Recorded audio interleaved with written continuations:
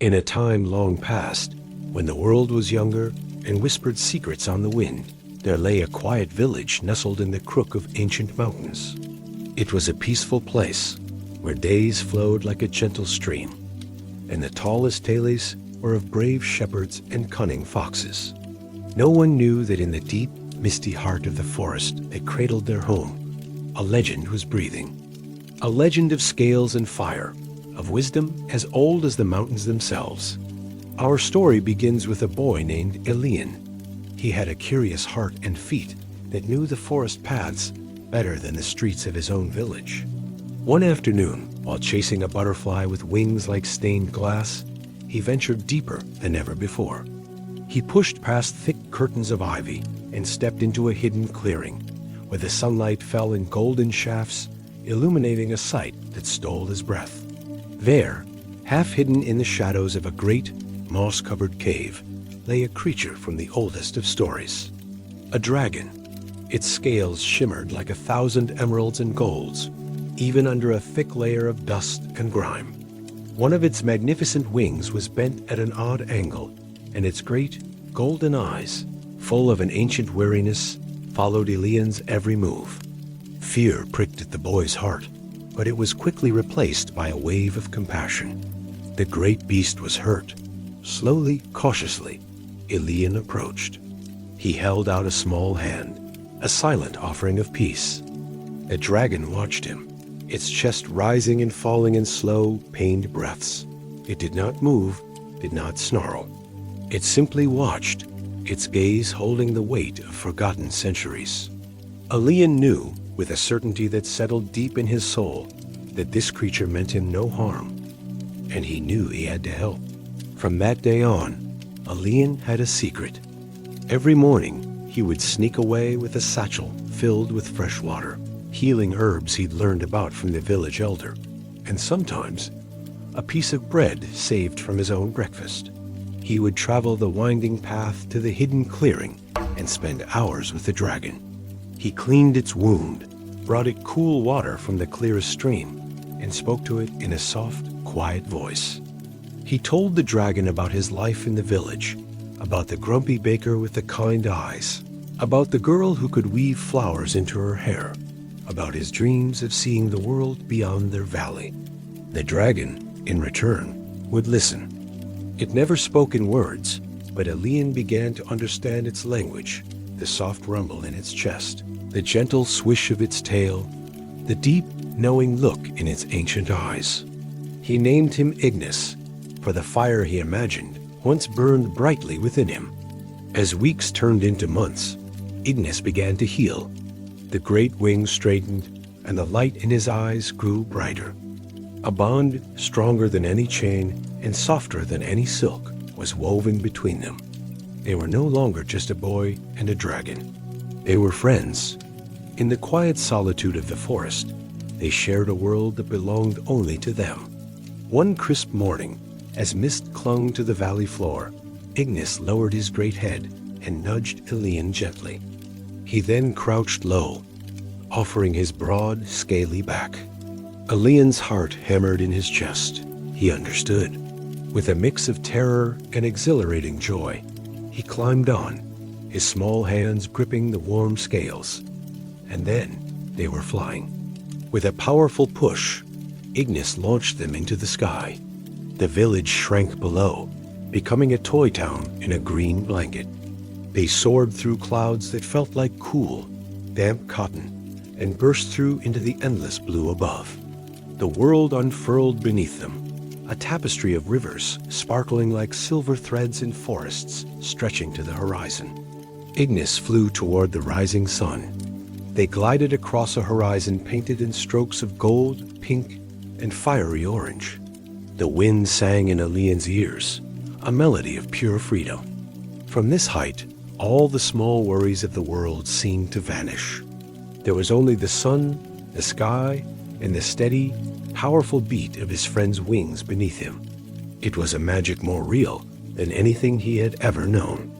As they circled back towards the forest before the village awoke, Elian leaned close to the dragon's great ear. "I'll never tell anyone," he whispered. his voice full of awe and promise. "This is our secret." A low, warm rumble answered him, a sound of deep contentment and trust. Their secret flights became a regular ritual. They danced with the dawn, chased the morning stars as they faded, and watched the world awaken from a god's eye view. The dragon, once a wounded beast in a cave, became Elian's guardian.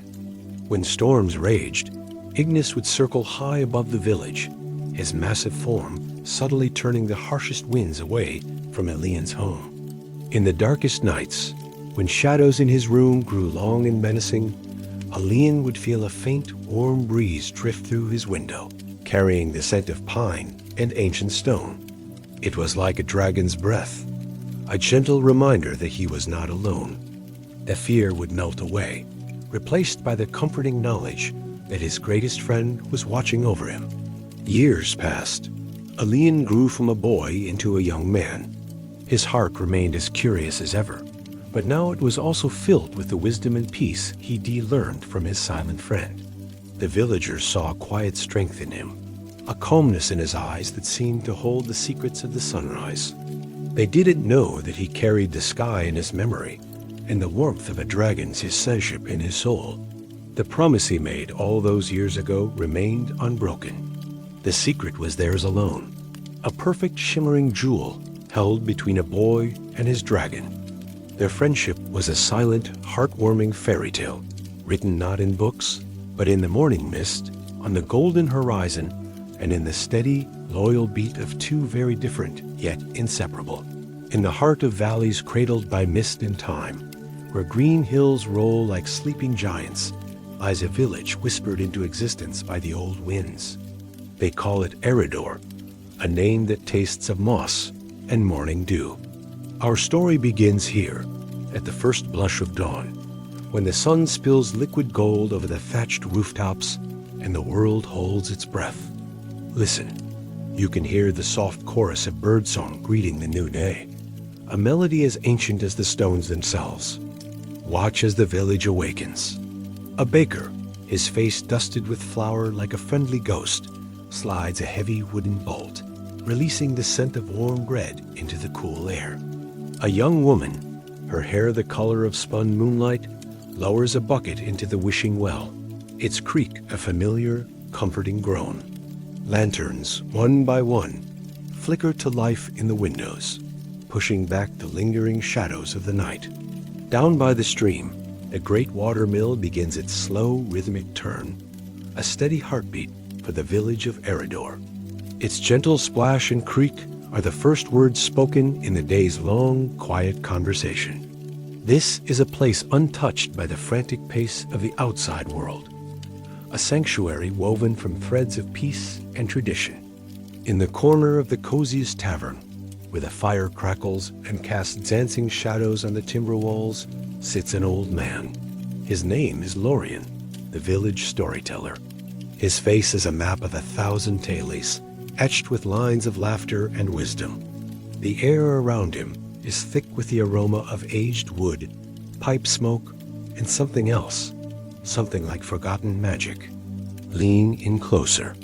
His voice, when he speaks, is like the rustle of autumn leaves, soft and dry, yet filled with a warmth that seeps into your very bones. He holds no book, for these stories live not on paper, but in the collective memory of his people, passed down from one generation to the next, a sacred inheritance. Tonight, he begins, his eyes twinkling in the firelight, I will tell you of Elias, and of the secret the forest keeps. Our tale turns to a young man named Elias. He was not a knight in shining armor, nor a prince from a faraway land. He was a son of Eridor, with soil under his fingernails and the scent of wild herbs in his hair. You could often find him wandering the ancient forest that bordered the village, a woven basket slung over his shoulder. He knew the woods as well as he knew his own reflection. He knew which mushrooms were safe to eat, where the sweetest berries grew, and which leaves could soothe a fever.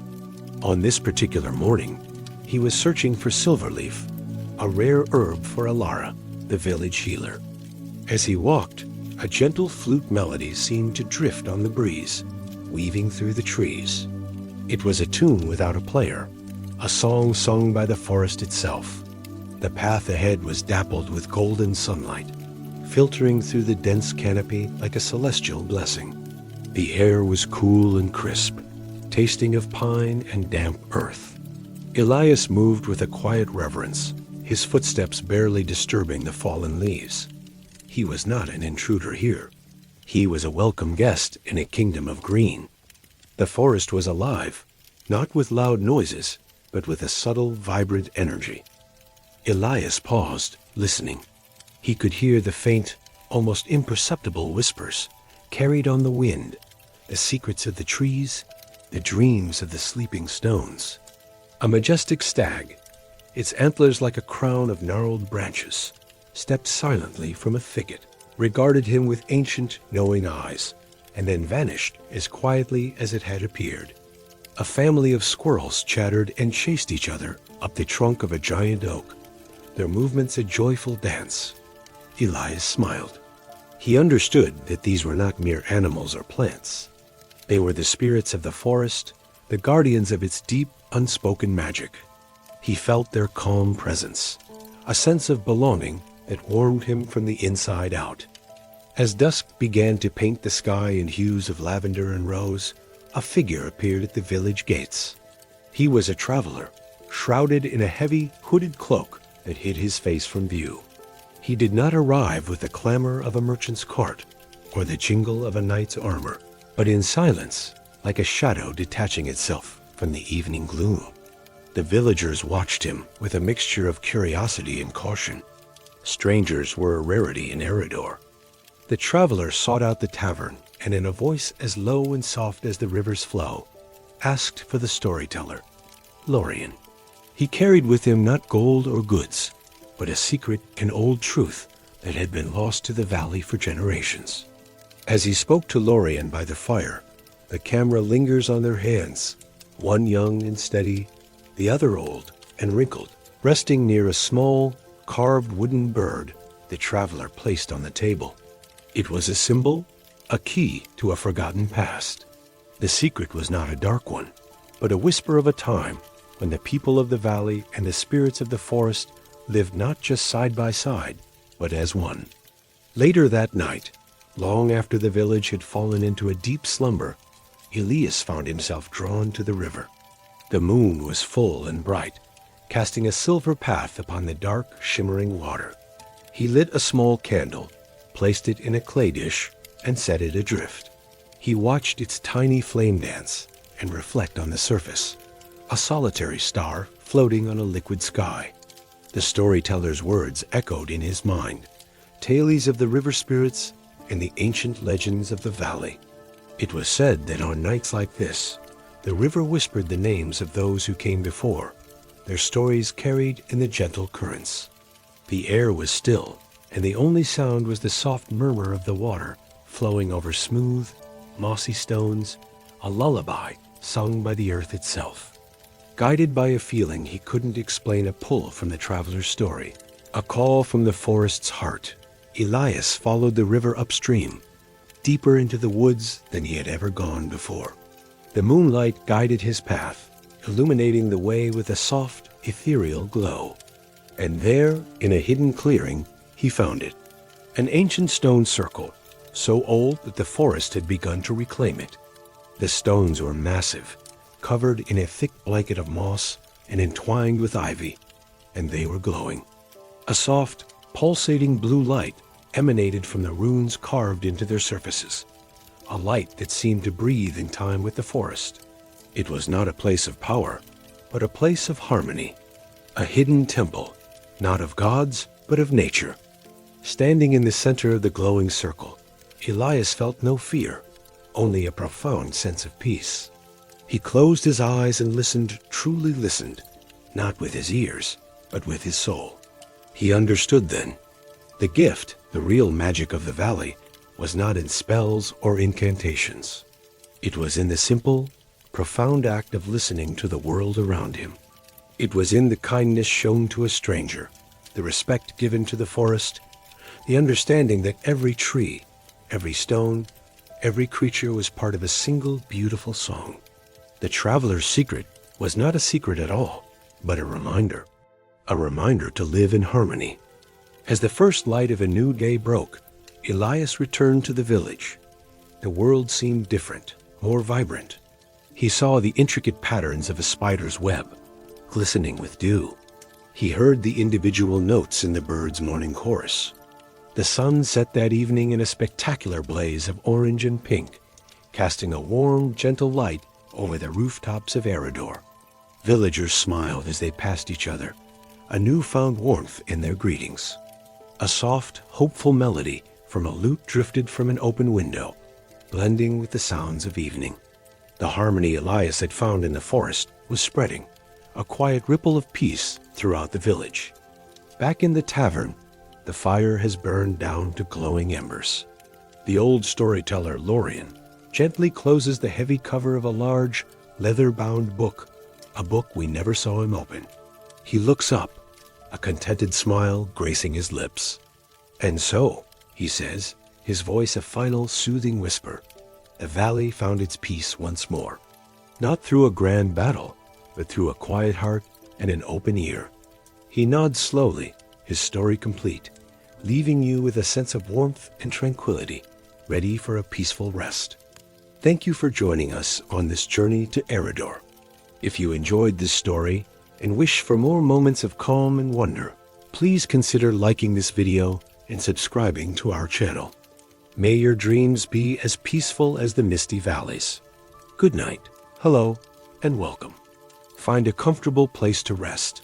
Close your eyes if you wish, and let your mind drift back in time with me. We are journeying to the heart of the 14th century, to a small, secluded village nestled in a verdant English valley. Our story begins with Alara, a young woman with hands as skilled in the garden as they were with a needle and thread. The sun, a soft golden orb, was just beginning its descent, painting the sky in hues of lavender and rose. Alara sat on a smooth, gray stone bench just outside her small, thatched-roof cottage. The air was filled with the sweet fragrance of honeysuckle and the gentle hum of bees making their last rounds of the day. She had spent the afternoon tending to her herb garden. Rows of lavender, chamomile, mint, and rosemary grew in neat, fragrant lines. Her fingers, stained with a bit of earth, traced the delicate patterns on a piece of linen she was embroidering. It was a depiction of the very valley she called home, with the winding river and the ancient oak tree that stood like a silent guardian on the hill. A soft rustling in the bushes nearby drew her attention. A small brown rabbit with twitching whiskers hopped out, its dark eyes blinking in the fading light. Alara smiled. She often left a few fallen leaves from her cabbages for the wild creatures that shared her small corner of the world. The rabbit nibbled contentedly, a peaceful companion in the quiet of the evening. Inside the cottage, a fire crackled merrily in the hearth. The single room was simple but filled with warmth and care. A sturdy wooden table stood in the center, a loaf of freshly baked bread cooling on a board. A pot of vegetable stew simmered over the embers, its savory aroma mingling with the scent of wood smoke and dried herbs hanging from the rafters. As the last sliver of sun disappeared behind the rolling hills, Alara gathered her embroidery and went inside. She lit a single tallow candle, its gentle flame casting dancing shadows on the plastered walls. She ate her simple meal of stew and bread, savoring each bite. There was a profound peace in this solitude, a quiet rhythm to her days that soothed her soul. After her meal, she sat by the fire, not with her needlework, but with a well-loved, leather-bound book. It was a collection of herbal remedies and folklore passed down from her grandmother. The pages were soft and worn, filled with elegant, handwritten script. She read about the calming properties of chamomile and the way lavender could soothe a troubled mind. The knowledge felt like a connection, a thread stretching back through generations of women who had lived and learned from the land. Later, as she prepared for sleep, she opened the small wooden shutters of her window. The moon was a bright silver coin in a sky awash with countless stars.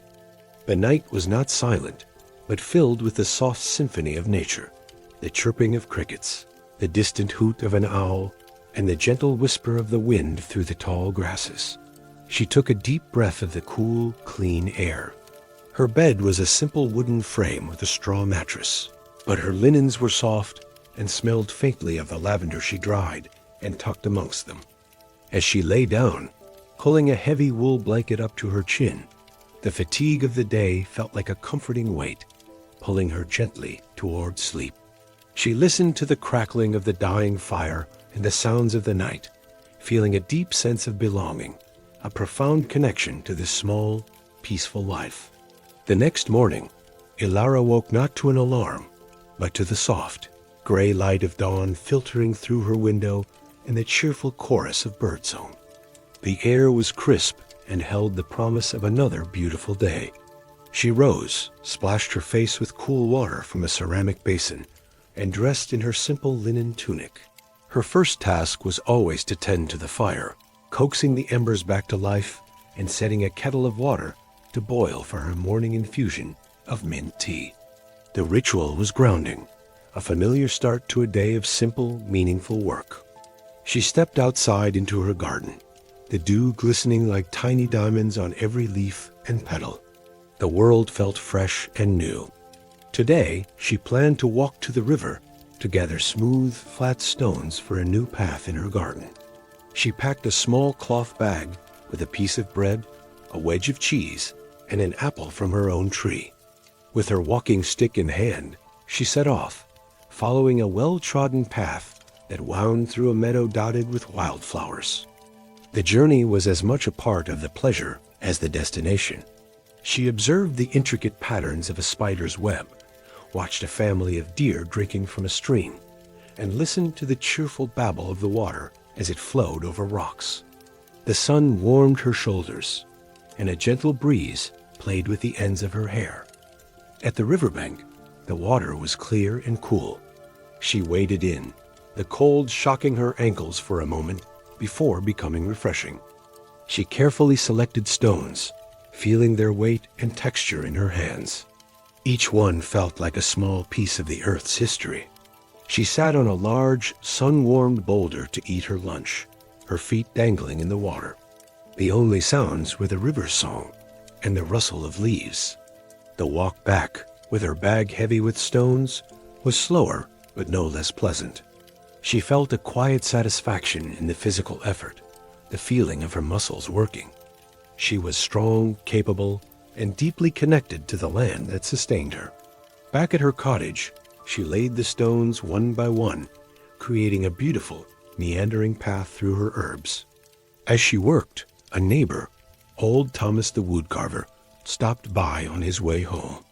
He admired her work and shared a story about his day in the forest, giving her a small, beautifully carved wooden bird in exchange for a bundle of rosemary for his wife's cooking. This simple exchange, this sense of community, was another thread in the rich tapestry of her life.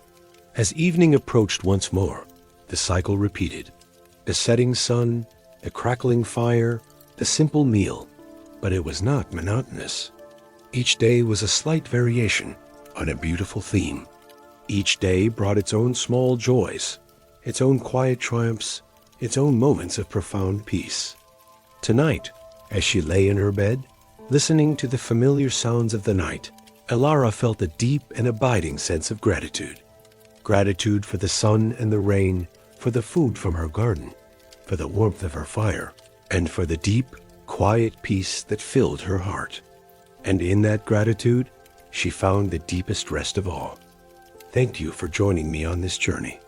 I hope it brought you a moment of calm and tranquility.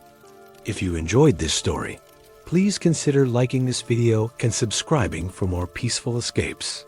Until next time, may you find peace in the simple moments. Sleep well. At the end of the 16th century, nestled among lush green hills, there was a small, peaceful village where a young boy named Arthur lived. Arthur's world was confined to the village boundaries.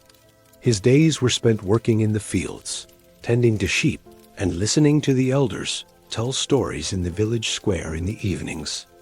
Yet, inside him, there was a curiosity, a longing. He imagined that beyond the village, there were places with cobblestone streets and towering buildings. One morning, Arthur gathered his courage. As he crossed the old village bridge, the golden sunlight reflected on the river below. "It's time to go," he whispered to himself. He slung a small bag over his shoulder, containing some bread, cheese, and a scarf knitted by his mother. As he left the narrow stone streets behind, his heart was filled with both excitement and a touch of melancholy. Arthur's journey to the city was long and challenging. First, he had to pass through the dense forests surrounding the village. The tree shadows nearly covered the sky, and the rustling leaves sounded like a soft melody in his ears. Along the way, small streams crossed his path, and he would often sit on the banks, dipping his feet into the cool water, taking a moment to rest. This early part of the journey, surrounded by the calm of nature, brought a deep sense of peace to Arthur's heart, as if preparing his soul for the bustling city ahead. After the forest, a wide open plain stretched before him. In the middle of the plain stood a solitary windmill. The sound of the wind and the turning sails brought both comfort and a sense of solitary beauty to Arthur. It was there that he met a young village girl. She told him that the road led directly to the city, and that in a few hours he would reach its gates. They chatted briefly, and Arthur imagined the city with its tall towers, bustling marketplaces, and narrow streets. After days of travel, Arthur finally saw the stone walls of the city. High towers and winding streets were so different from the calm of the village, yet the city did not frighten him. Instead, it fueled his curiosity and excitement. As he wandered through the busy streets, the variety of voices, clothing, and smells both amazed and enchanted him. One day, at the busiest market square, Arthur's eyes fell upon a young woman at a stall. She was arranging small flowers among colorful fabrics, and Arthur's heart skipped a beat. He slowed his steps. In that moment, time seemed to stand still. The young woman noticed Arthur's gaze and smiled. That smile combined the quiet peace Arthur had felt in the village with the thrill of the city. From that day on, Arthur and the girl, whose name was Lily, met often. Lily was born in the city, but had roots in the nearby villages. Together, they wandered the cobblestone streets, talked near windmills and small squares, and shared stories. With Lily, Arthur found the peace he felt in the village and the excitement of the city intertwined. He had discovered the best of both worlds. Months passed, and the time came for Arthur to return to his village. But he was no longer just a boy. He had experienced the city, embarked on an adventure, and found the love of his life. Back in the village, he told stories about the city, the marketplaces, and the windmills, always carrying Lily's gentle smile in his heart. Every night, under the quiet village sky, Arthur looked at the stars and whispered his love for the city and for Lily. He now understood that true peace in life comes from uniting the place and the person your heart loves.